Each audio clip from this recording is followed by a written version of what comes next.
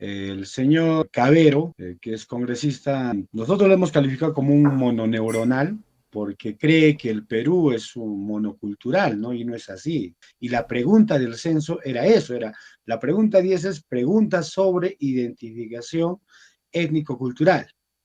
Entonces, obviamente las respuestas tenían que ser las más de 50 nacionalidades étnico-culturales, ¿no? Ya estamos grabando, así que en principio nuevamente agradecerle por su tiempo, espero no sea muy largo, pero sí tratar de hacerle algunas preguntas puntuales, sobre todo sobre el tema de la organización que ustedes están llevando a cabo, ¿no? Pero además también tener una visión más general como sociedad peruana, que venimos en realidad de una cultura ancestral también, ¿no? Creo que el año pasado o el año pasado hubo mucho esta discusión sobre los ítems de etnia que deberían ir en los censos. Se debatió en el Congreso, ¿cuál era su posición, por ejemplo? ¿Es correcto que hayan todas estas opciones de nominación de desmestizo, pasando por comunidades, blancos, etcétera? ¿Cómo lo ve usted como país, digamos, ¿no? Ahí hay que empezar por el hecho de que sistemáticamente el sistema ha ido negándonos los espacios que nos corresponden. Desde un inicio nos han discriminado y excluido a los pueblos originarios, llámense aymaras, quechuas, curos, axanincas, puquinas, toda la Amazonía, ¿no? Las más de 50 nacionalidades étnico-culturales que existen. Ahora, en el censo que se ha realizado, justo ahí la CONFIEP ha pedido que se retire esas preguntas, o las respuestas, al menos era su pretensión. El señor Cabero, que es congresista, creo que por Renovación Popular, no sé, Avanza, creo que es Avanza, creo ahora. que es ahora. Nosotros lo hemos calificado como un mononeuronal porque cree que el Perú es un monocultural, ¿no? Y no es así. No somos un país homogéneo. Y a nivel de nacionalidades étnico-culturales, somos una gran diversidad. Y la pregunta del censo era eso, era la pregunta 10 es preguntas sobre identificación étnico-cultural. Entonces, obviamente las respuestas tenían que ser las más de 50 nacionalidades étnico-culturales, ¿no? Entonces, era correcto de que se ponga de ese modo. De acuerdo a la cantidad de población, se había manejado el 2017 Aymara, Quechua y de la Amazonía, ¿no? Entonces, ahora, las otras que se manejaban era también lo de la comunidad afrodescendiente. Y por otra parte sería blanco, mestizo y hasta ahí, ¿no? Entonces, y en ese sentido lo que querían hacer era reducirlo a blanco, mestizo, negro y no hay más, ¿no? Pero yo digo, o sea, ¿cuál es la cultura del blanco? ¿Cuál es la cultura del mestizo? ¿No? O llamado así tan simplemente del negro, ¿no? Entonces, estaba mal esa pretensión y en buena hora, ¿no? A la presión de las poblaciones, de organizaciones de base, organizaciones sociales, algunas ONGs también hay que decirlo, se ha impedido de que logren su propósito, la CONFIEP, los de la derecha, este señor Cadero, el otro Muñante también creo que estaba en esa línea. Entonces, a la respuesta, ¿no? Es correcto que se maneje de ese modo porque tenemos el derecho a identificarnos. Eso Uh es -huh, uh un -huh. derecho que nos corresponde a todos los que descendemos de pueblo originario. Y sí, yo coincido totalmente, y de hecho es muy curioso porque, o sea, por ejemplo, en mi caso personal, mi familia que es de Arequipa, Puno también, Cusco, a nosotros nos han enseñado a llamarnos mestizos, ¿no? Y con los años yo he ido redescubriendo esto y, por ejemplo, en el último censo yo marqué quechua, ¿no? Que soy, creo que también por la parte del Puno quizás tengo ascendencia aymara también, pero digamos que era lo que más me autodefinía, ¿no? Entonces yo tengo la impresión, bueno, ya hay autores que han escrito sobre eso, que la idea de la creación del mestizo podría ser una forma de tratar de desaparecer, ¿no? Invisibilizar todo el gran legado, porque no es una cuestión pequeña, es una cultura muy ancestral que viene pues desde los aymaras, quechuas, inclusive desde antes de ellos, ¿no? ¿Cree que ese es el fin de este tema? Sí, definitivamente. Quizás no se ha sentido con la misma contundencia que en Bolivia, pero en el Perú hubo una corriente, quizás no muy organizada por lo grande que es nuestro país, pero sí hubo esa intención frontal de parte de los españoles y criollos de hacer el mestizaje, no solamente físicamente, de cuerpo, ¿no? O sea, la relación entre españoles, algunos españoles o extranjeros, con líderes, curacas, caciques de nuestro país, bueno, de nuestras tierras, de nuestros pueblos, para poder tener poder, sino también en un sentido ideológico, ¿no? De pensamientos. Te quitan la identidad. Ah, por ejemplo, antes no había educación, y si había educación, se hacía solamente en castellano, en español.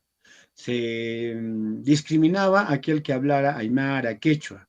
Se le trataba, el ser aymara o quechua o de las otras etnias era sinónimo de analfabeto, de incivilizado. Entonces, eso ocurrió en nuestro país y también ocurrió en Bolivia. En Bolivia fue brutal, o sea, las poblaciones, los colonos que estaban ahí, hicieron una campaña muy fuerte sobre mestizaje, queriendo quitar la identidad, ¿no? Entonces, ese es el propósito y se mantiene. O sea, son estrategias neocoloniales, ¿no? Que utiliza el sistema para poder desaparecer la identidad. Ahora, ¿cuál es el trasfondo? ¿Qué gana el sistema quitándonos identidad? Nosotros hemos reflexionado y nos hemos dado cuenta que el hecho de que nos quiten la identidad va a repercutir en perder los derechos que nos asisten, ¿no? Tanto en el convenio 169 y en algunas normas nacionales. Entonces, ese es uno de los propósitos de esta propaganda de mestizaje o invisibilización de nuestra identidad propia, ¿no? En la cosmovisión andina, aymara también, y bueno, de otras culturas también en el mundo, la vida es como un ciclo, ¿no? O sea, siempre es circular. Y la cosmovisión más occidental es lineal, ¿no? La llegada del Mesías, que se acaba la historia y todo eso, ¿no? Bajo la cosmovisión de andina o aymara, ¿en qué etapa estamos? ¿Estamos cerrando un ciclo? ¿Estamos buscando el autogobierno? ¿Estamos en una etapa de resistencia? ¿Cómo lo ven ustedes? Bueno, hay una profecía, cada 500 años hay un Pachacuti, es un cambio de ciclo, hay un momento de caos, y eso pasó ya hace 500 años con la llegada de la invasión. Y ahora, pasados esos 500 años, estamos en un tiempo de preparación de tierra, que pronto va a dar sus frutos y el resurgimiento de nuestros pueblos originarios. Entonces, en este momento, ¿qué significa la preparación de tierra? Significa preparar mentes, hacer que nuestra población se identifique como lo que realmente es, descendientes de una civilización milenaria, de una civilización científica, espiritual, ¿no? Eso se ha perdido, pero ahora como estamos en ese proceso, surgen, yo he recorrido el país desde Puno, la Macro Sur, está la construcción del instrumento político. Ya se ha lanzado, se ha sentado algunas comisiones y esto va a ir articulando a nivel nacional. Han aceptado también en algunas regiones, seguimos avanzando. Hay otro segundo proceso. Esto ya lo he visto en eh, en el centro, por Junín. Se ha ido construyendo el Parlamento de Pueblos Indígenas, andinos indígenas, ¿ya? Esto es un ejercicio de una representación legítima de parlamentarios indígenas en el Parlamento Nacional. Ahorita no tenemos una representación en el Parlamento Nacional. Lo que nos correspondería, según el censo del 2017, es que al menos el 30% de las curules sean separadas para pueblos originarios. Entonces, como todavía no lo tenemos, imaginemos que en algún momento nos los dan, ya no en este gobierno, en el siguiente gobierno, nos dan ese espacio, vamos a estar desarticulados, desorganizados. Entonces ya se está haciendo el ejercicio de la construcción de una representación legítima de pueblos originarios. Eso está en el centro y también se está articulando a nivel nacional, donde Puno también es parte y otras regiones. Hay otro proceso que también es impulsado desde los pueblos originarios, desde las organizaciones de base, rondas campesinas, federaciones campesinas, federaciones de comunidades campesinas, de agricultores y más, ¿no? De la Amazonía también. ¿Cuál es? Es la construcción de las bases para una asamblea constituyente. Una asamblea constituyente, no un congreso constituyente, no una comisión constituyente, sino una asamblea constituyente desde los pueblos, desde todos los sectores, tome el tiempo que tenga que tomar, se gaste lo que tenga que gastar, pero que se haga llegar la voz desde las bases de nuestro país mediante sus representaciones legítimas. Esos tres procesos son importantes si estamos en un tiempo en el cual se va preparando para algo grande. Esta etapa de elecciones y demás no nos es tan indiferente, pero sabemos que no estamos considerados y que la respuesta a todo ello es la organización, la articulación con mayor organización, con todo el país, ¿no? Con los pueblos originarios. Excelente, Excelente, interesante. El interesante. año pasado, la encuestadora Datum soltó una cifra que decía que más o menos el 75% de peruanos se consideraban mestizos. De ahí hay una gran cantidad, obviamente, que supongo que ha olvidado, no ha trascendido quizás sus tradiciones familiares, históricas, ancestrales, y bueno, se olvidaron simplemente de autorreconocerse como la población, digamos, de donde originaron, ¿no? ¿Cómo atraer a este gran grupo? Porque en realidad yo tengo la certeza de que probablemente los hijos de quechuas, de aymaras, de chipivos, más los que ya se reconocen como comunidad originaria, probablemente debemos estar pasando el 70% de la población, la gran mayoría, ¿no? ¿Cómo atraemos, cómo hacemos que ellos se vuelvan a identificar, que se sumen a esta lucha, que participen? Sí, de partida hay que recalcar de que según el censo del 2017, al menos el 30% del país se ha autoidentificado como parte de un pueblo indígena originario. Ahora, hay un estudio, no recuerdo exactamente la fuente, el dato, pero es fidedigna, un estudio científico en el cual se ha recogido datos a nivel del país y el resultado ha sido que el 70% al menos conserva genes indígenas originarios.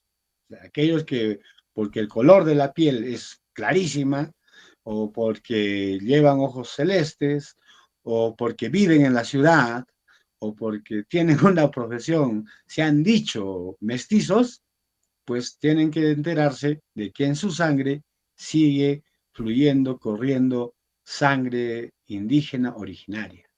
Ahora, ¿qué hacemos para que entre ese 70% que científicamente se ha recogido, que tienen genes indígenas originarios, que serían, digamos, de 100 peruanos, 40 peruanos que no se han identificado todavía como pueblo indígena originario? ¿Qué hacemos? La mayoría son jóvenes, son de ahora, ¿no? Jóvenes entre los, digamos, 17, creo que un poco más, 20 a 35 años más o menos, personas que no se identifican.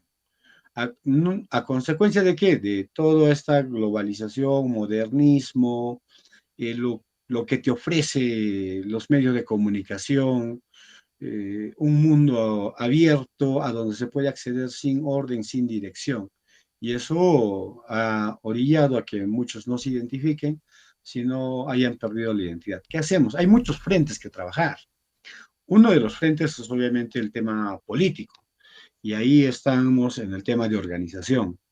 Otro es el tema del cine, de la danza, de la moda incluso, ¿no?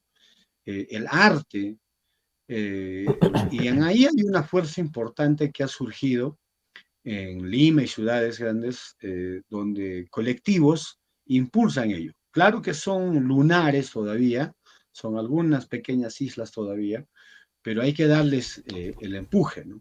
Yo creo que es importante articular y valorar el tema del arte.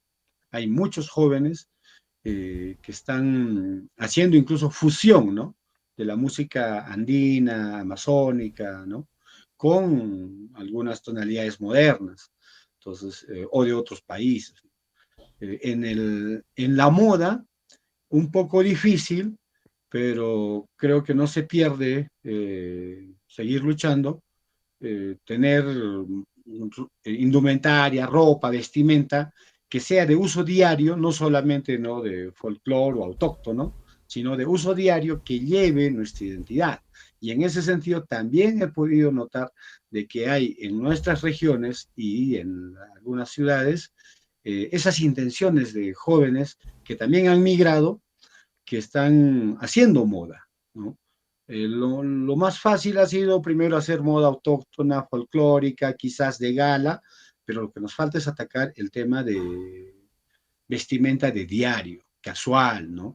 Entonces, eso ayuda también. Eh, la danza, las festividades son importantes, hay reconocimiento de la identidad en las danzas que se hacen, tanto originarias o de traje de luces, pero hay una debilidad, que en el mismo compartir y fluir de la festividad, ya no es ni por la religión católica, ni por la identidad indígena originaria, sino es más por el libertinaje, el placer y el gozo de la fiesta, ¿no? Entonces, ahí habría que dar algunas toques nomás, creo yo, porque romper con las tradiciones es un tanto mucho más difícil, eso ya pasaría a una etapa posterior, ¿no? Entonces, creo que hay que seguir trabajando en esos frentes. El cine, sobre todo, es importante. ¿Y por qué los congresistas que hace rato mencioné y la que ahora también va a la reelección, la señora Tudela, han restado presupuestos para proyectos de cine nacional? Porque una buena parte y los mejores resultados de cine nacional son con respecto de pueblos originarios, historia que ha pasado en nuestro país y recuperando un tanto la identidad. Entonces, esos frentes son importantes trabajar.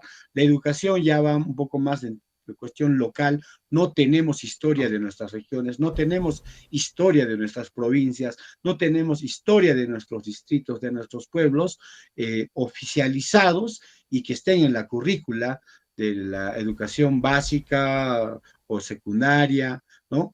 Algo se tocará en las universidades, pero muy poquísimo. Entonces también es otro frente en el cual se tiene que trabajar. Yo la semana pasada conversé justo con Mónica Delgado, que es una crítica de cine, profesora sanmarquina. Yo soy de San Marcos también. Y me decía justamente que aquí en el Perú el grupo político que había promovido este tema de leyes buscaba convertir al Perú en un escenario nada más, ¿no? En un escenario donde se vea todo bonito, ¿no? Pero que se cuenten historias de otros lados, ¿no? Y que esto tenía que ver mucho con la soberanía audiovisual, que ellos le llaman, ¿no? Aquí en Lima hay un pequeño movimiento, pequeñito todavía, pero bien interesante, justamente sobre el tema de soberanía audiovisual, ¿no? Sobre la autonomía del país de crear sus propias historias. Y de hecho, creo que los datos históricos tienen para muchísimas historias que contar en el cine, ¿no? Hace poco, bueno, ni tan hace poco, ya hace un par de meses, por ejemplo, hemos visto casi, casi como si fuese una película también todo lo que ocurre en el Medio Oriente, ¿no? Con Irán, la invasión de Estados Unidos, el imperialismo y todo eso, ¿no?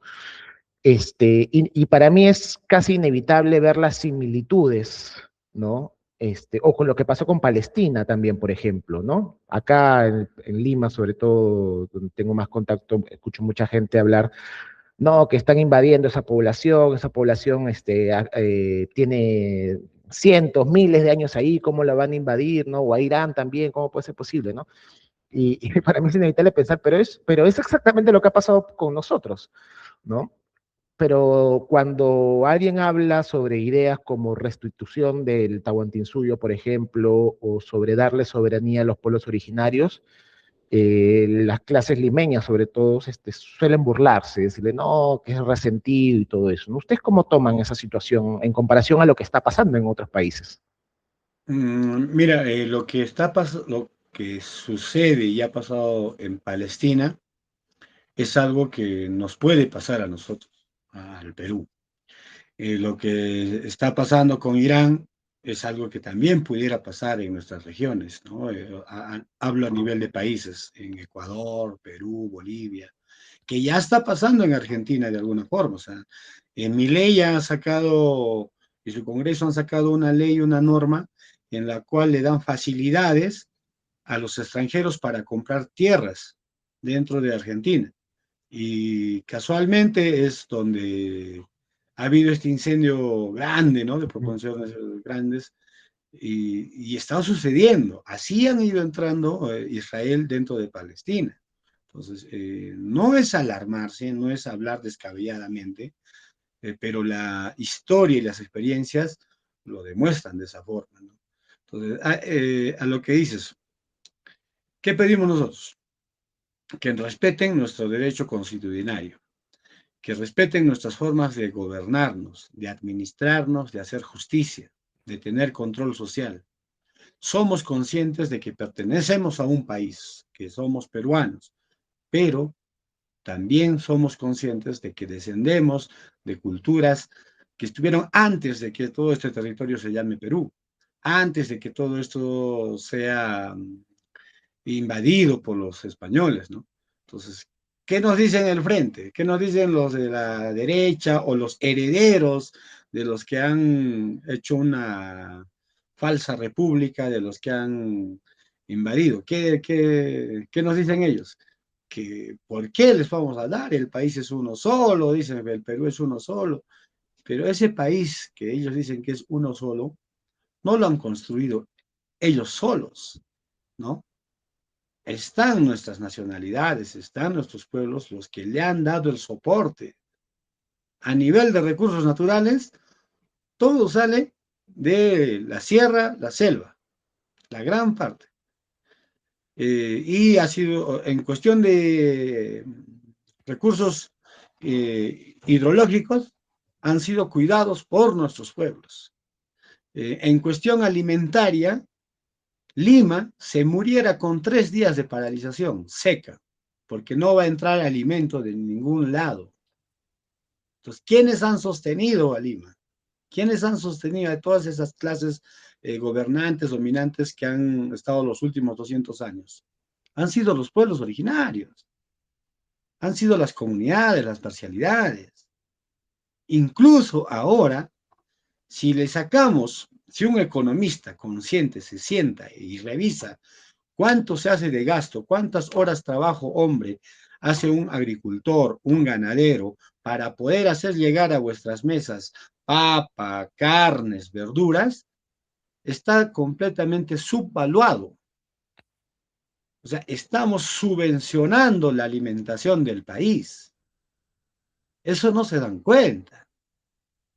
Entonces, tienen que darse cuenta que es importante que se atienda a nuestros pueblos y que ellos no son los que siempre van a dominar, no tienen nada. Los llamamos nosotros caras porque jara es un término que significa calato, sin nada. Para nosotros, aquellos que han venido en la invasión, que han venido en la República como colonos, son jaras, que no Uh -huh. tienen nada y ahora sus herederos están allá, que lo único que tienen es dinero, no tienen tierra, no tienen territorio, no tienen organización, no tienen forma de vida, no tienen control social, ¿no? Entonces, nosotros a ellos les decimos que respeten nuestros derechos, que incluso puedan aceptar a estas formas de administración y de justicia en sus territorios, porque mira, ¿a qué nos ha llevado toda esta justicia ordinaria, control social que tienen? A a un país y a unas ciudades donde hay bastante violencia, inseguridad, hay deshumanización de la gente, mucho individualismo, egoísmo, ¿no? Entonces, entiendan ellos de que estos pueblos a los cuales nosotros representamos y que se está organizando, en algún momento van a tomar fuerza, mayor contundencia y van a reclamar sus derechos. O sea, Uh -huh, uh esto -huh. no lo va a parar nadie. La única forma de poder pararlo sería que cometan un etnocidio, que acaben con nuestros líderes, que repriman algo que han hecho, ¿no? Que han intentado en Juliaca, han intentado en Huancavelica, en Apurímac, ¿no? En Cusco, han amedrentado a nuestros pueblos en el gobierno de Dina Boluarte. ¿Por qué? Porque queríamos que respeten nuestra voz, queríamos que respeten la decisión democrática de los pueblos y que no estén haciendo lo que están haciendo hasta ahora, ¿no?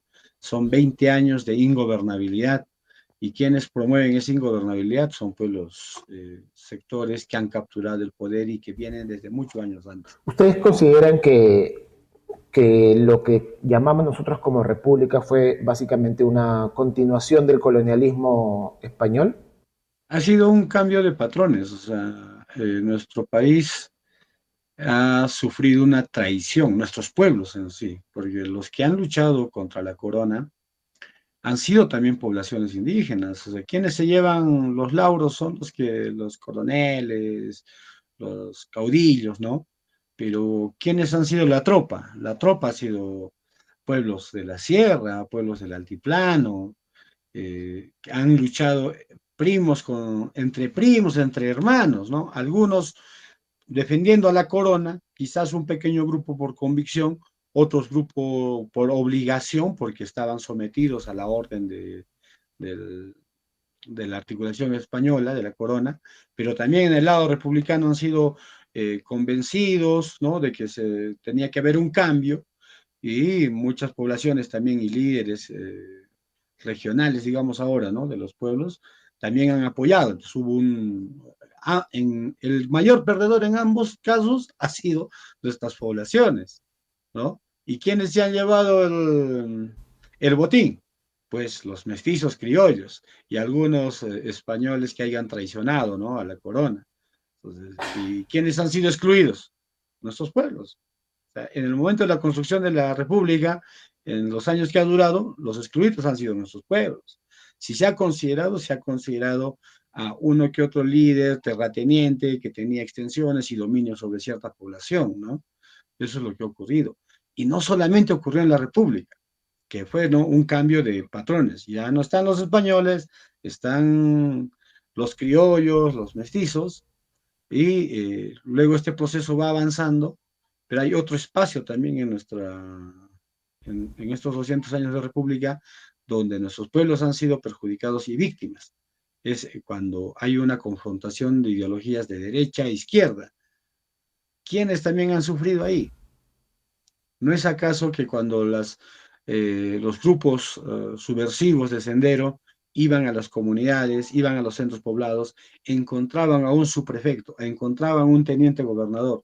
Si no se sometía o no pensaba igual que ellos, eran aniquilados. Y también de parte del ejército. El ejército ha sido brutalmente genocida. Ha habido poblaciones que han sido completamente desaparecidas. ¿Y quiénes son los que han sufrido hoy? Nuestros pueblos otra vez. ¿Cuándo nos han consultado qué es lo que pensamos, cómo nos organizamos, qué es lo que queremos? Nunca. Siempre ha habido un sometimiento de la clase, de las élites, ¿no? Tanto académicas, económicas y gubernamentales, ¿no? Entonces, seguimos padeciendo las consecuencias de esos momentos, pero ahora ya los tiempos un tanto han cambiado y como decíamos al principio, hay organizaciones que están empezando a articular a nivel nacional. Yo auguro de que esto va a ser algo contundente. No creo que para el 2030-31, pero probablemente, no sé, los esfuerzos lo dirán, Si ¿no? tuviesen éxito, o si tuviésemos éxito, porque yo también me trato de incluir en ese cambio, espero que se dé,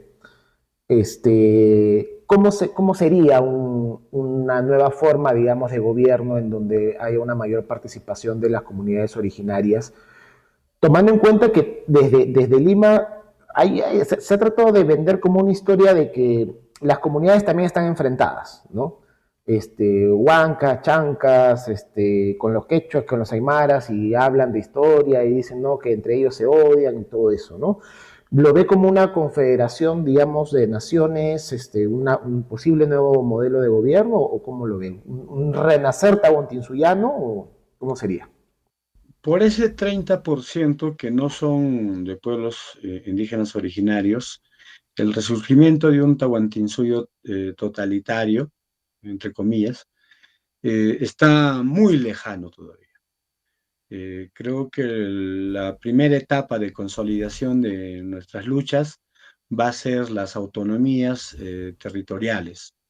Eh, Todo pueblo, independientemente de su condición jurídica, es decir, sea comunidad campesina, sea centro poblado, sea parcialidad, sea sector, que se autoidentifique y que tenga los criterios mínimos o que cumpla con los criterios mínimos de considerarse como pueblo indígena originario y le asista los derechos que están en el convenio 169, la autodeterminación, ¿no? El autogobierno, van a poder tener autonomía. Uno de los puntos que puede empezar es Puno, porque Puno, en el censo de 2017, al menos el 90% se ha identificado como parte del pueblo indígena originario, ¿ya? De toda la población puneña. Aymaras, quechuas, uros, y también tenemos en la Amazonía. Entonces, si es así, podríamos lograr mediante un referéndum, que ahora se nos ha quitado, ojalá se nos devuelva ese derecho, solicitar la autonomía en tema de justicia, en tema de administración y soberanía sobre recursos naturales. Ahora, esto de la soberanía de recursos naturales es muy difícil que lo den, entonces tendría que llegarse a un punto de negociación, pero en cuestión de justicia, administración, yo creo que sí es posible tener esa autonomía y sería un gran avance para que se demuestre al país de que la forma de control social, organización, justicia, gobierno que podemos tener en Puno va a resolver en cierta forma los problemas que les aquejan, ¿no? A las grandes ciudades, a los grandes pueblos, que son corrupción, inseguridad, libertinaje, ¿no? Individualismo, egoísmo. Pues yo creo que eso va a ser, eso sería un avance. Y las otras poblaciones respetar a las comunidades campesinas, a las parcialidades, a la Amazonía misma, su autonomía sobre su territorio. Quizás las ciudades que se consideran capitales de distrito, de provincia, de región, sea un poco difícil. Pero incluso me hace recordar, hay una propuesta de construir aylus urbanos.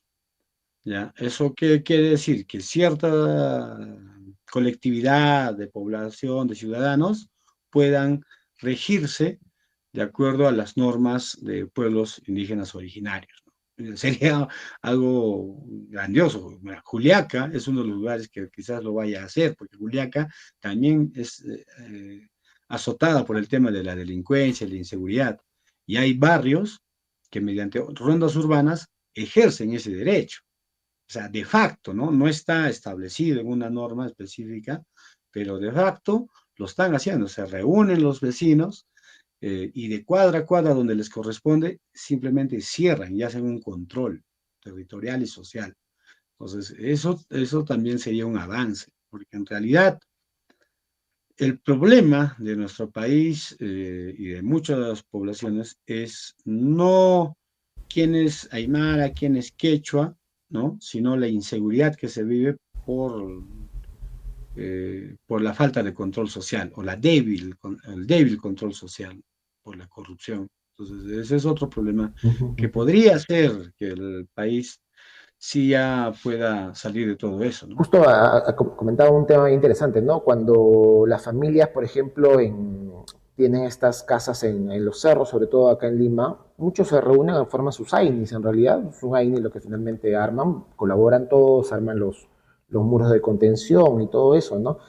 Pero claro, no lo llaman así, o sea, sigue habiendo como una ruptura, o sea, conservan ciertas tradiciones, ejecutan lo mismo que probablemente harían hace 100 años en Huancané, en Puno o en Cusco, pero lo llaman de otra manera, ¿no? O sea, poco la alienación supongo que también ocurre, ¿no?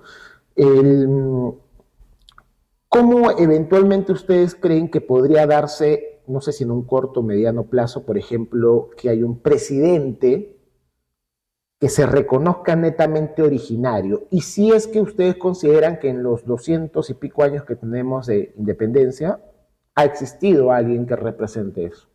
Bueno, en lo último que se ha podido ver, no ha habido un representante indígena originario.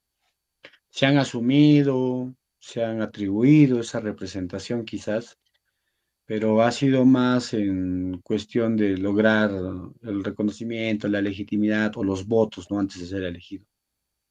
Ni siquiera al hermano Pedro Castillo, porque él cuando ingresa es como parte del pueblo, sí, pero su mayor identidad ha sido como docente del campo, ¿no?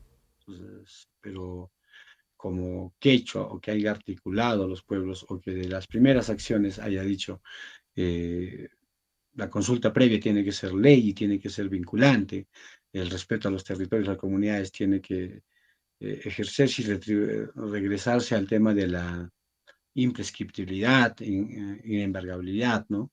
Y considerar también a otras poblaciones, aparte de las comunidades campesinas, como pueblos indígenas originarios que tengan los derechos que se atribuyen a las comunidades. Entonces, no ha habido. ¿En cuánto tiempo se pueda lograr eso? Eso va a depender mucho de los esfuerzos que hagamos los pueblos, de que tengamos la voluntad de articular entre nosotros y de que entendamos que hay una forma natural de elección y es desde los consensos de base. Eh, en mi caso, por ejemplo, ya la institución a la cual represento, y ya estoy ya de salida además, tiene 4 o 5 años oficialmente constituida, unos 7 u 8 años de formación y primeras ideas ya hace más de 15 años. Entonces, la forma de elección es, en la comunidad se eligen las autoridades, teniente, presidente de comunidad y ronda. Eso pasa a una instancia distrital. En cada distrito acá se reúnen los tenientes gobernadores. Luego hay una instancia provincial. En algunas provincias oficialmente articuladas han logrado su representación provincial o si no lo asume la capital de la provincia. Ahora, con el Consejo de Autoridades Originarias, en el Congreso que se realiza en marzo, ahí se eligen las representaciones provinciales y ellos por consenso también, no por elección de listas, ¿no? Sino por consenso, se reúnen y eligen a los dos apumaycos, ¿no? Entonces, esa forma de elección tendría que replicarse en una posible, lo más pronto sería candidatura nacional de un representante de pueblos indígenas originarios. Líderes tenemos bastantes, en la selva, tenemos en el centro, acá en el altiplano, que están en las capacidades y preparados, también lo existen, ¿no? Sino lo que faltaría es, como al inicio decíamos, un instrumento político, una elección legítima de consensos desde la base. Y con ese 30%, digamos que del 30%, un 15 a 20% están completamente comprometidos con la candidatura y una alianza con nuestros hermanos que están en las ciudades representados de repente por otro partido o, o incluidos o articulados con nuestro instrumento político, fácilmente logramos pasar al menos a segunda vuelta, ¿no? Entonces, quizás eso se pueda dar, si no es al 2031, al 2036. Pero el 2031 sí o sí va a haber candidaturas con representaciones legítimas, como mencioné hace un momento, para alcaldes, para gobiernos regionales, para diputados, para senadores. Sí o sí, esa es la meta y se va a tener que lograr. Y con ellos también lograr la representación en escaños separados dentro del Parlamento Nacional. Entonces, son cosas que van paralelas que nadie va a detener, ¿no? Vamos a continuar y va a tener que realizarse. Cambiar las estructuras del Estado, económicos, sociales, va a ser una cuestión de debate, de poder sustentarlo. Hay que adelantar de que nuestros pueblos originarios no son necesariamente de derecha o de izquierda. Tenemos otra forma de pensar que es, si lo llevamos en términos sencillos, es más o menos una amalgama entre la izquierda y la derecha, ¿no? Pero no desde su mirada de ellos, sino ancestralmente ya era así. Antes de que se haga eh, se queme la Bastilla, ya había acá Ujú. derechos humanos, ya había derechos fundamentales, ya había articulación, ya había organización, ya había control social sin cárceles, ¿no? Entonces, eso es algo que tenemos que recuperar, valorar y desaprender de todo lo que nos ha enseñado la República y los últimos 50, 60 años, ¿no? que tenemos. Lo que ha dicho es bastante cierto, históricamente cierto además. Hay muchos indicios, datos que creo que demostrarían de que la sociedad, digamos, prehispánica tenía muchos avances culturales, tecnológicos, comerciales, mayores que los que ocurrían en Europa, ¿no? Mientras que en Europa estaban pues prácticamente inundados en la peste, en el desorden, en el caos. Acá había pues un orden además bastante orgánico y bastante natural, ¿no? Leía un dato bien interesante el otro día. Mientras que la ruta de la seda de China medía más o menos unos 6.000 kilómetros, que conectaba pues el comercio en Asia y Europa. Acá el Capañán medía 60.000 kilómetros, llegó a medir 60.000 kilómetros. Las matemáticas, pues, ni que hablar, acá había una arquitectura también muy, muy avanzada para la época. Usted como heredero de la cultura, como persona individual, como representante también de su pueblo, ¿usted qué siente de haber tenido que estar tanto tiempo bajo la sombra de una cultura, creo yo, que al menos al inicio era inferior a la que había antes que ellos nos invadieran, ¿no? Emocionalmente, ¿cómo se siente eso? Los sentimientos son resultado o consecuencia de acciones. Eh, el hecho de la invasión no traería tanta respuesta antisistémica y todo si no se hubiera dado todos los abusos y el genocidio que hubo. ¿Ya? Eh, si hubiera habido una convivencia armoniosa entre lo que en ese momento era el Tahuantinsuyo y los que llegaron de afuera, quizás hubiéramos tenido una civilización súper desarrollada. ¿Ya? El mundo hubiera aprendido del Tahuantinsuyo, pero eran pues ignorantes ellos, eran los que han llegado eran salvajes, que se dejaban llevar solamente por el valor de las riquezas, del oro y de todo lo que tenía y seguimos teniendo nuestros pueblos, ¿no? Y por esa ambición, por ese salvajismo, por esa actitud incivilizada que tenían ellos, y también en el tiempo de República, eh, hace de que nosotros tengamos que tener un sentimiento de recuperar nuestro estatus y nuestros derechos como dueños legítimos de estos pueblos, de estas tierras. Es ello, ¿no? O sea, eh, hay mucho que resolver, hay mucho que resolver. Hay unas brechas enormes entre los que han gobernado, las poblaciones donde están los que han gobernado, y económicamente esas élites, esos sectores pequeñitos, ¿no? No pasan del 3%, 5% del país que han sometido a todos, que hasta el momento siguen ganando de nuestros recursos en perjuicio de nosotros. Entonces,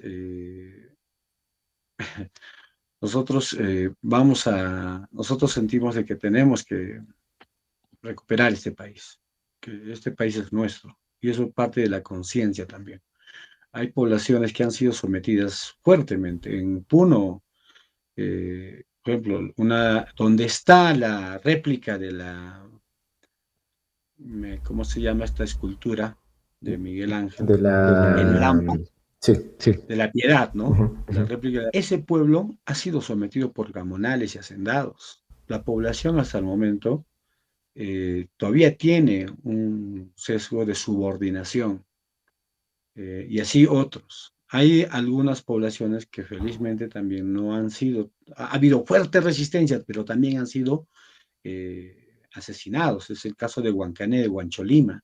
Huancholima era un punto que articulaba distintos pueblos aymaras y quechuas que hace 100 años empezaron, o hace un poco más de 100 años, iniciaron este proceso de eh, autonomía de los pueblos, ¿no? Entonces, todo eso, lo que han pensado nuestros antepasados, se tiene que lograr. No en un sentido de querer excluir a las otras poblaciones, ¿no? A los que son mestizos, blancos o criollos, sino llegar a un término de armonía, de que podamos convivir entre nosotros. Hace rato preguntabas, nos ven como que los aymaras, quechuas tienen rivalidad, los huancas, los chancas, la Amazonía, ¿no? Todas esas poblaciones han convivido en el tiempo del Tahuantinsuyo. ¿Cómo se explica? Por ejemplo, estaba en Lambayeque. ¿Cómo se explica de que los osos, que no eran de la costa, ahora están ahí? ¿Cómo se explica de que hay estas conchas marinas encontradas en entierros en la sierra cuando son de la costa, ¿no? ¿Cómo se explica de que los camélidos sudamericanos, las llamas alpacas, que son oriundas de la costa, ahora están mayormente en zonas altas, altoandinas? Porque ha habido un intercambio durante cientos y miles de años de convivencia armoniosa, pero también seguramente ha habido, obviamente, toda expansión territorial de gobierno va o por la diplomacia o por el sometimiento o la guerra, ¿no? Ha tenido que haber, pero han vivido, pues, ¿no? Durante muchos años.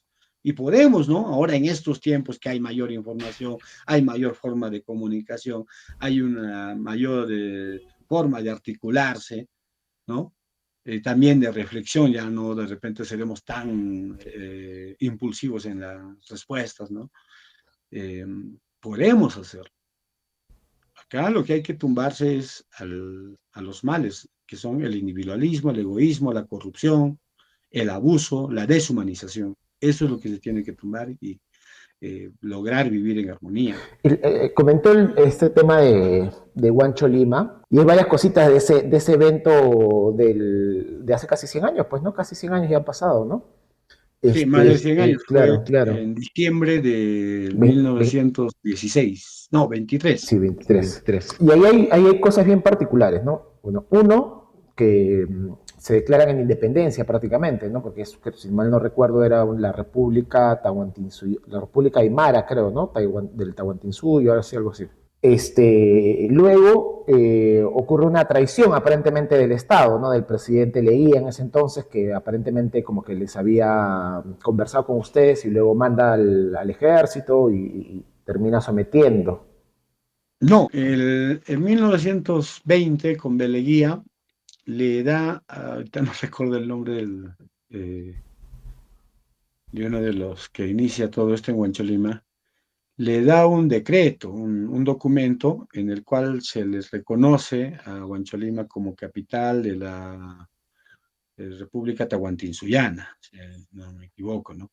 Entonces, en una intención también de él, de Belguía, de dar autonomía a estos pueblos, o quizás solamente populistamente de darle una respuesta, ¿no? A ver si hasta dónde llegan.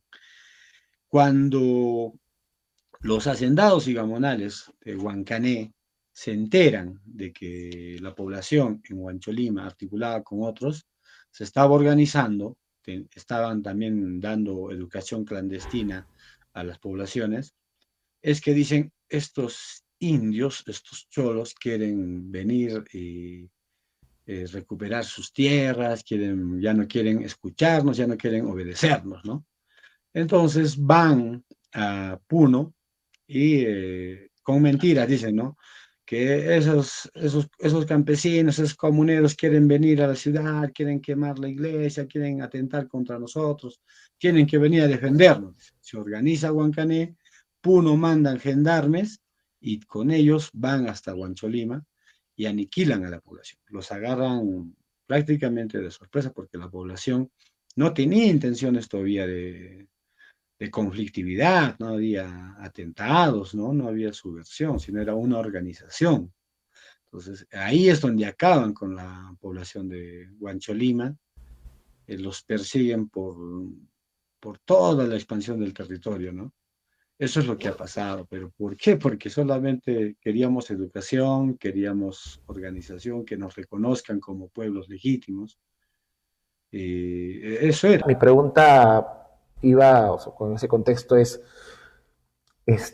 posible confiar, uno, en la clase política, ¿no? Y dos, en las élites también, ¿no? Que son las que recurrentemente han estado atentando contra, uno, contra la autonomía, dos, contra la vida, esencialmente también, ¿no? Porque estos episodios, como lo que ocurrió en el 2023, han ocurrido pues, cada 5 años, cada 10 años vuelve a ocurrir algo similar, ¿no? O sea, ¿cuál es el nivel de confianza que ustedes podrían tener eventualmente, siquiera, aunque sea en el Estado? Muy poco se puede confiar. Mientras sigan los que son parte del pacto mafioso y los poderes de factos moviendo los hilos del gobierno y del futuro del país, muy poco. Por ello es que se inician los procesos de ocupación de espacios de decisión política. Por eso es que tiene que haber organización desde las bases. Entonces, de manera que no solamente confiaremos en uno o dos que se pueda, ¿no? Que son los que siempre están de la clase política, sino que también enviemos a nuestros representantes con legitimidad y con, además, conexión y corresponsabilidad con la base. Porque ahorita, cualquiera que sea elegido, por más que sea de pueblo indígena originario, no está sujeto a un control social desde la base. Ahorita buscan los votos, se eligen y se olvidan de nosotros, ¿no? Y eso es lo que ha pasado, es lo que ha pasado hasta ahora. Entonces, no se puede confiar, mmm, pero sí podemos ocupar esos espacios. Y ese proceso es el que se está avanzando, ¿no? Que ya se ha encaminado. Perfecto. Algunas preguntas finales para no quitarle mucho tiempo. En principio, generalmente se dice que el ocaso, digamos, de una cultura tiene que ver con la religión, ¿no? Cuando mueren los dioses, muere el control político también, ¿no? Sin embargo, ustedes, bueno, diferentes culturas en realidad, ¿no? Quechuas, aymaras, o sea, han sobrevivido a su forma de entendimiento de la cosmología que tienen, ¿no? ¿Cómo compite eso también con las actuales creencias religiosas? Porque se han casi fusionado en muchos aspectos, ¿no? Puno es un ejemplo de ello. O sea, la Candelaria, por ejemplo, ¿no? Es una festividad grande, pero también antes de que sea Candelaria, o cómo identifican los hermanos a la imagen de la Virgen de la Candelaria, es como la representación de la Pachamama. ¿Ya? O sea, las poblaciones rurales que vienen a bailar en en el primer domingo son poblaciones que bailan no solamente por la Virgen, ¿no? Como se ve católicamente, sino también en agradecimiento a las chacras, a la Pachamama, a la lluvia, ¿no? A cómo están nuestras crías, nuestro ganado, ¿no? Nuestras chacras, ¿cómo están? A eso. Entonces, hay una, como dices, ¿no? Hay algo como que se hubiera fusionado. Ahorita nomás, el 3 de mayo, que es una fiesta grande aquí en Huancané, eh, está sobrepuesto la fiesta de la cruz, donde muere Jesucristo, sobre otra festividad anterior. ¿Cuál es? Es el Chacana Raimi. El 3 de mayo, la Cruz del Sur, la constelación, ¿no? Cruz del Sur, se alinea exactamente y forma, más o menos hacia la forma de la chacana. Hay una explicación científica bastante interesante de esto. Y Huancané era un centro de ritualidad, de religiosidad, digámoslo, en ese sentido del Chacana Raimi. porque aquí en el Pocopaca hay 4 capillas.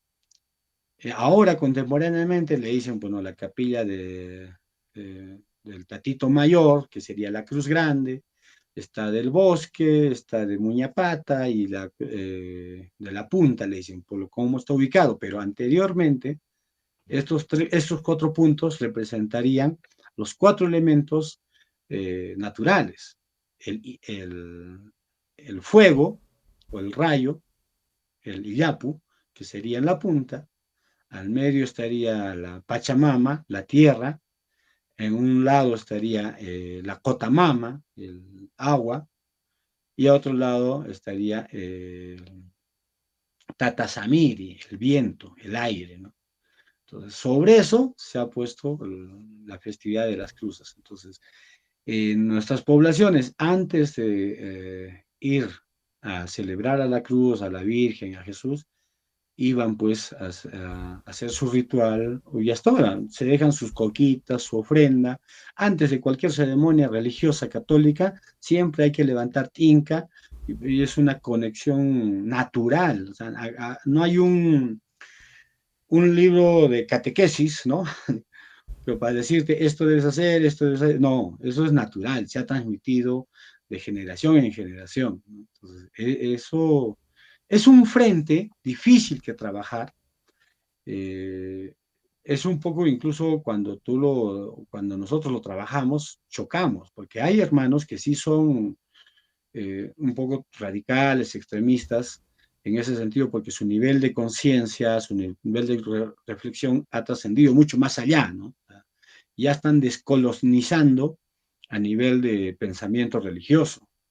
En algún momento se dará, pero creo que por el corto, mediano plazo todavía vamos a tener que resistir en esto que se llama sincretismo religioso, ¿no? Ujú, ujú. Entonces, pero ahí están, ambas están, o sea, no hay un conflicto, se interrelacionan. Históricamente, siempre se ha interpretado los periodos de conquista como una derrota del dios, digamos, vencedor sobre el dios de los vencidos. ¿Habrá alguna manera de mostrarle, porque yo creo, supongo yo que es parte de eso, demostrarle que las deidades que nosotros teníamos están justamente, como usted dice, en este ciclo de volver a tener este control y que se asuma pues de que a partir de ellas podamos construir nuevamente esta identidad que teníamos antes, este control, digamos, social que teníamos antes? Una forma de demostrar y un ejemplo importante, y que creo que hay una tarea también de las poblaciones del Cusco de recuperar esa identidad, es pues la procesión del Corpus Christi. El Corpus Christi anteriormente no se paseaban pues santos, ¿no? Sino se paseaban ¿cómo le decían?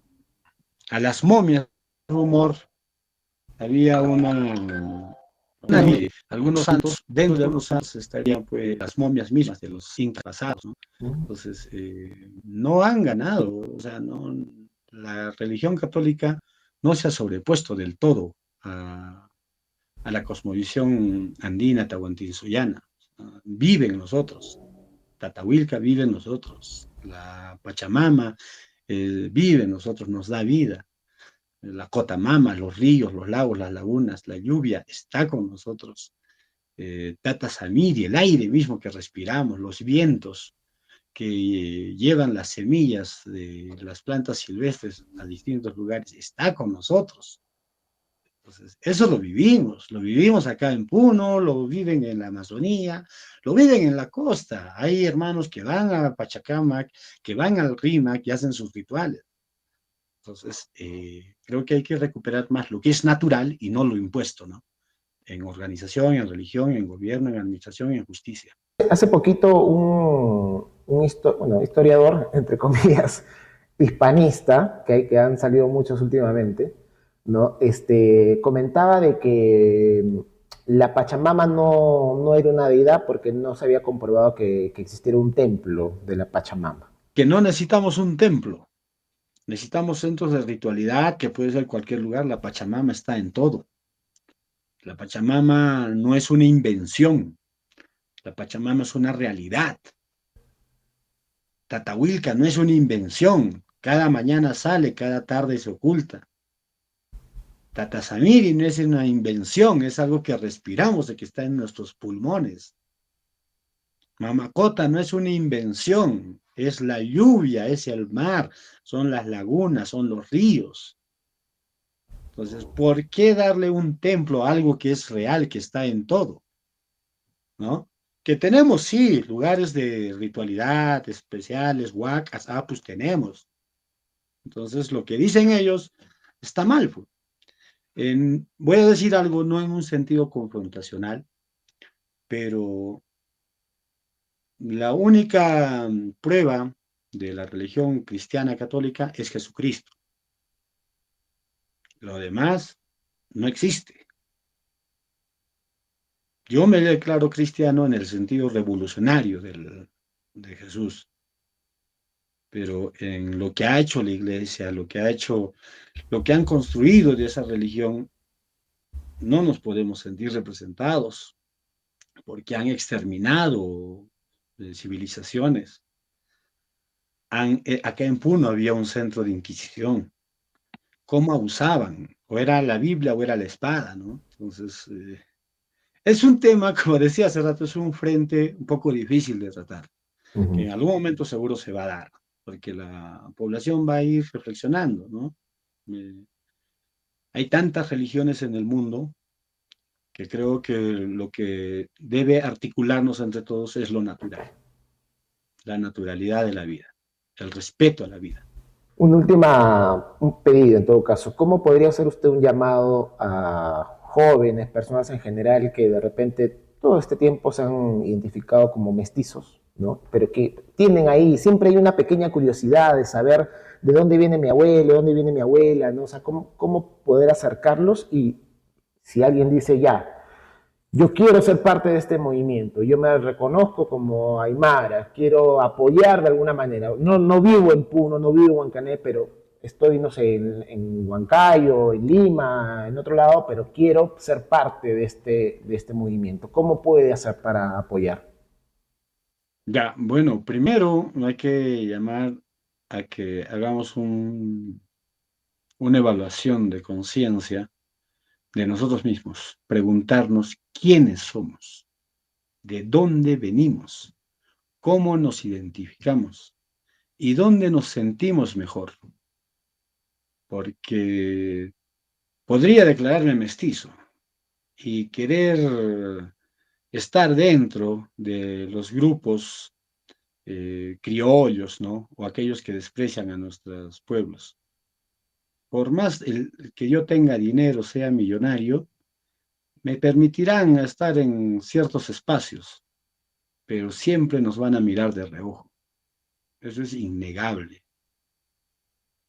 Pero si volvemos al pueblo, si volvemos a nuestras raíces, por más que no tengas una empresa, por más de que estés de repente pasando por una situación difícil, el pueblo te va a abrazar, te vas a sentir bien, porque ahí es donde perteneces, es donde es tu verdadera identidad.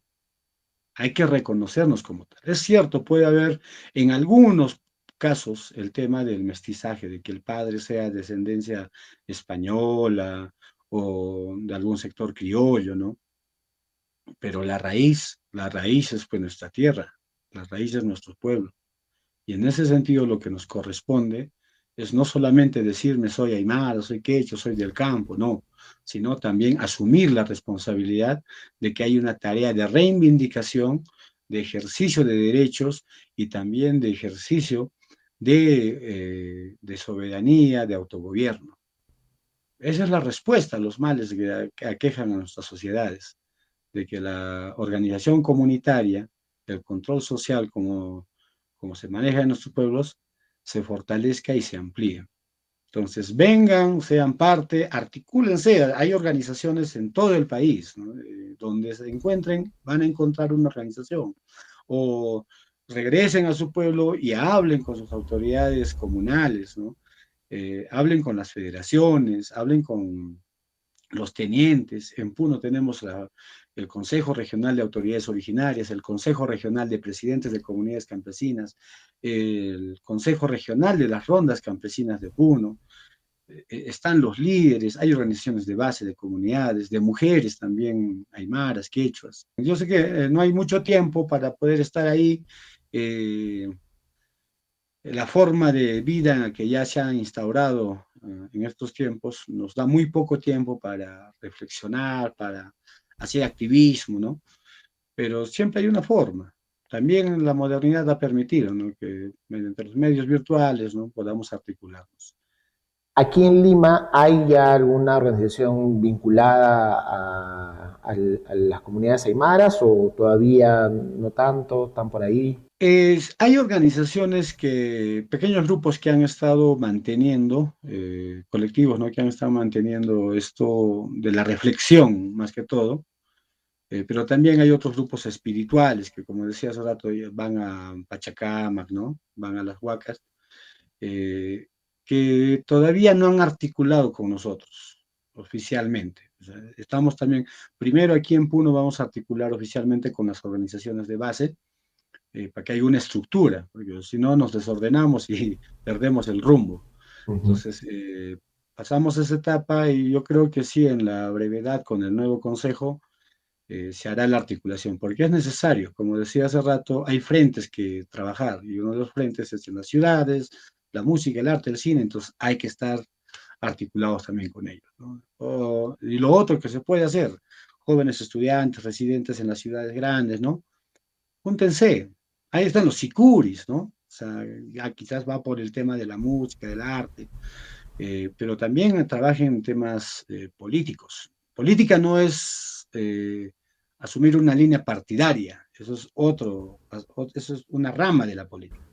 La política es reflexionar sobre la realidad que se vive y hacer un servicio a la sociedad y aportar de alguna forma para que eso mejore. Entonces, lo que pueden hacer es política articulando, trabajen un poco de historia para empezar, identifíquense, articulen con organizaciones. Eso es lo que yo les pudiera decir y creo que es importante que se tenga que también estar en ese frente. Vamos a hacer los esfuerzos para estar en las redes sociales. Pronto voy a concretar quizás en Guarochirí, luego estamos en Chiclayo. Este abril, hoy día me confirman si nos vamos a Colombia, hay un encuentro de pueblos originarios también importante. En agosto, por segundo año, tercer año ya, se hace un encuentro internacional. Va a ser este año en México, el año pasado fue en Guatemala, también he podido participar. Entonces, estamos tejiendo, nuestros pueblos se están tejiendo, se están articulando en nuestras localidades provinciales y regionales, a nivel nacional en nuestro país y también a nivel internacional. Es algo que, como decía, no se va a poder detener. No se trata de personas, sino se trata de construir una sociedad que pueda vivir en armonía y que los pueblos originarios puedan ser reconocidos con todos sus derechos. Perfecto, José Carlos. Muchísimas gracias por el tiempo, por la entrevista. Una de las primeras cosas que a mí me motivó un poco hace años, te hablo de ir encontrando estos temas de fondo, era entender de que a pesar de que hemos tenido casi 400, 500 años de dominio entre colonia y república, ¿no? Se sigue manteniendo esta cultura, se sigue hablando quechua, se sigue hablando aymara, se siguen conservando las tradiciones. Y pese a haber sido una cultura que al menos no se ha descubierto del todo sin tradición escrita, digamos, ¿no? O sea, casi todo ha sido oral y aún así hemos supervivido, ¿no? Entonces creo que eso es un gran indicio para entender de que esto va a renacer tarde o temprano, ¿no? Solamente hay que empujarlo un poquito, como se dice, ¿no? Así que cuenta conmigo en lo que necesites, en lo que quieran allá, desde Lima, o si voy allá, hace tiempo que no voy a Puna, así que sería genial también conocer cómo lo están haciendo. Para mí sería excelente. Así que gracias nuevamente por el tiempo. No, gracias a ti, hermano Alberto, y eh, bueno, voy a tomar tu palabra y cuando estemos por Lima te comunico, si es que hay espacio nos reunimos y también, ¿no?, que puedan seguir articulando, que se junten, que se organicen, esa es la única forma. Si vamos a estar dispersos, nos van a acabar uno por uno, ¿no? Entonces hay Así que es. resistir, hay que hacer fuerza. Un saludo para todos los que nos han podido escuchar o que nos van a escuchar, que nos van a ver. Desde Puno, los procesos de los pueblos originarios está latente, continúa, hay articulación a nivel nacional. Seguramente pronto habrá noticias. Tenemos que seguir fortaleciendo, ¿no? Nada más, gracias.